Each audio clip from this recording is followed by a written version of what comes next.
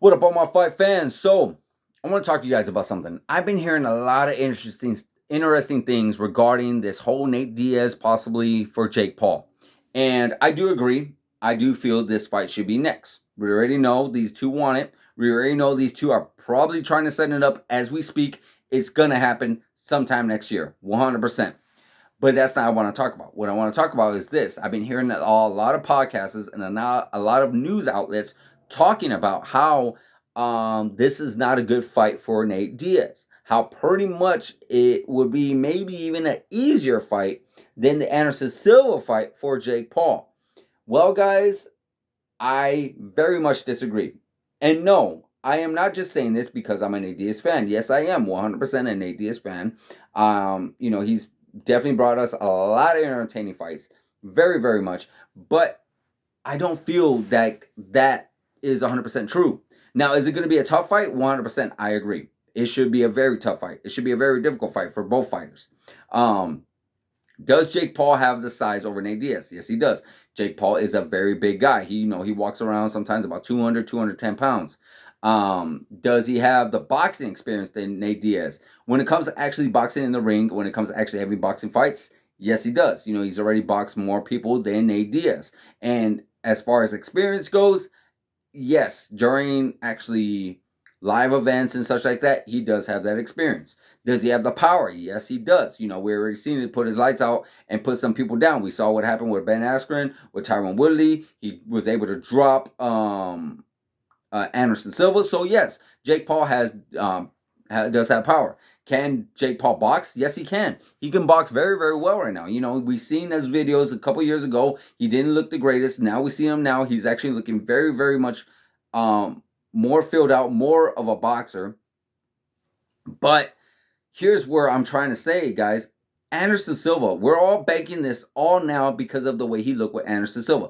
No disrespect to Anderson Silva. Anderson Silva is a really great fighter. The GOAT, one of the greatest of all time when it comes to MMA. But he did not go in there with that prime Anderson Silva. I'm talking about the early 2000s Anderson Silva. When we get older, our reflexes don't cooperate well with us. Our speed does not cooperate well. The last thing that we carry as we get older is power, and unfortunately, Anderson Silva never really was a power puncher. If you look at his career, he really didn't have a whole lot of knockouts with that power. I'm talking about like that Tyron Woodley power where you just get that shot, knock him out. So he really didn't have that power, and it's very important to have, especially when you're older, because now those power shots are able to, like, he can be able to land them and hit Jake Paul and make Jake Paul back up just a little bit. But with him not having too much power, Jake Paul really wasn't much of afraid, so he was able to go in there and close the distance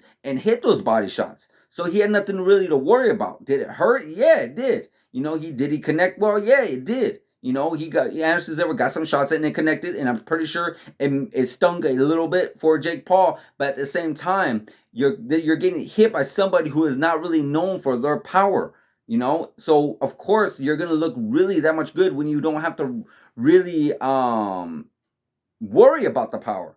So when you go in there, and then of course when you see that the speed is not there, and you can be able to time these reflexes and time his counters that much more better, then yeah, again, nothing to fear. So you're able to go in there and throw in your combinations and do whatever it is that you want, because again, his reflexes are off, his speed is off. Again, I am doing my absolute best. I know it sounds like I'm shitting all over it, but I'm not. He did very, very well, because Anderson Silva was a much more challenging fighter than he had in his previous fights. It was much more difficult. So with all that said, that's why I say you can't really look past Nate Diaz and say, oh my God, this is not a good matchup for Nate Diaz. No, this could be just something like more of a mask up. Like, we're not really looking into it. We're not reading that fine print. We're seeing the picture for what it is. But no, don't read that. Don't look at that picture. Read that fine print. And look, the fact that Anderson Silva was 47, the fact that his reflexes are not as sharp, the fact that his last opponent was two older guys. We're looking at Tito Ortiz, who had never had stand-up before, who has really never really ever really had a good boxing game. Look at Tito Ortiz's career. Name one time where Tito Ortiz was able to box somebody. Never. Then you look at Julio Cesar Chavez. I get it. He was once the middleweight champ. He was middleweight champ in 2013, maybe 2012. Somewhere around that time frame, 2011. That's when he was middleweight champ. And if you follow Julio Cesar Chavez Jr.'s career, he has been just downfall ever since that Sergio Martinez fight. If you guys are boxing fans and you remember that Sergio Martinez fight, he was getting pretty much picked apart left and right by Sergio Martinez. Had that great round in the 12th round, almost had it stopped, but unfortunately he lost. And ever since then, just downhill, downhill, downhill. He has not looked the same, nowhere near the same. And I'm not taking that win away from Anderson Silva, but at the same time, you got to call for what it is. Julio Cesar Chavez was beyond words a shell of his former self. On paper, yes, on paper, he should have been able to beat Anderson Silva, but Julio Cesar Chavez on paper should have been able to beat a lot of people, but he just couldn't do it. He just couldn't do it because he was just, I don't know, he never had it in him. He never really was a true boxer or a dedicated boxer. We know a lot of stories about Julio Cesar Chavez Jr., and a lot of people and a lot of Hispanic fans weren't really agreeing with them or weren't really liking that. So that's why we seen Anderson Silva get that win over a really good champion. I'm sure Jake Paul could even got a win over Julio Cesar Chavez Jr. Logan Paul could have got that win. KSI, Tommy Fury, all these guys could have got that win because unfortunately Julio Cesar Chavez Jr. he's just done. He is done. He can't do it no more. 100% can't do it no more. So when you look at this win, good win, yes. Very much as far as challenge level got upped, but you cannot look past that all these other fine print details. You got to look at those fine print details, and that's when Nate Diaz comes in, because Nate Diaz is a striker. He's 100% much more of a striker than Anderson Silva.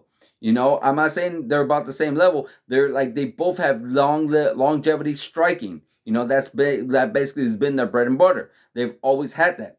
I believe Nate Diaz has had more striking wars than Anderson Silva. Anderson Silva's had some really good striking wars, but nowhere near close to Nate Diaz. So Nate Diaz does know how to take punishment. Nate Diaz does know how to get hit by bigger men. Nate Diaz does know how to come forward. Nate Diaz does go for those body and go for the headshots. No, he does not have power, but he has that stamina where he does not get tired, where he does not stop throwing punches. You know, and he is going to feel that. Where Anderson Silva is still older. You know, Nate Diaz is in his 30s, so he is still going to have that prime reflexes. He's going to have some of that speed. It may not be on point like he was in his 20s, but it's definitely going to be a lot more better than Anderson Silva in his 40s, in his late 40s. He's almost kicking down 50's door. That's where he's at right now, Anderson Silva. No disrespect, but I promise you, Nate Diaz's reflexes are going to be a little bit more sharper. Nate Diaz's speed is just going to be a little bit more faster. Nate Diaz's longevity in long-term fights, you know, yeah, it's going to be more. Why? Because Nate Diaz is used to fighting those fights. You know, Anderson Silva, yes, he is kind of used to that too as well. But Nate Diaz is used to throwing hundreds and hundreds of punches in each and every round, you know, to his opponent. Now, is he going to get hit? Yeah, he always gets hit, but he still keeps coming. He still keeps coming. While this guy is throwing, literally emptying the gas tank by throwing all these power shots, and he still keeps coming. He gets hit him, he takes him, he's bloodied, he's busted, he still keeps moving forward, going to the body, going to the head, throwing 8, 9, 10 punch combinations, and overwhelming this guy. Literally overwhelming guys like Jake Paul or guys like anybody else in the octagon. So that's what I'm saying. It's not an easy fight. It's not just a clean, straight up like, oh, it's going to be a slaughter of a fight. It's a very difficult fight for Jake Paul. It's another high-ranking level for Jake Paul to go against. Someone like Nate Diaz, someone to that caliber.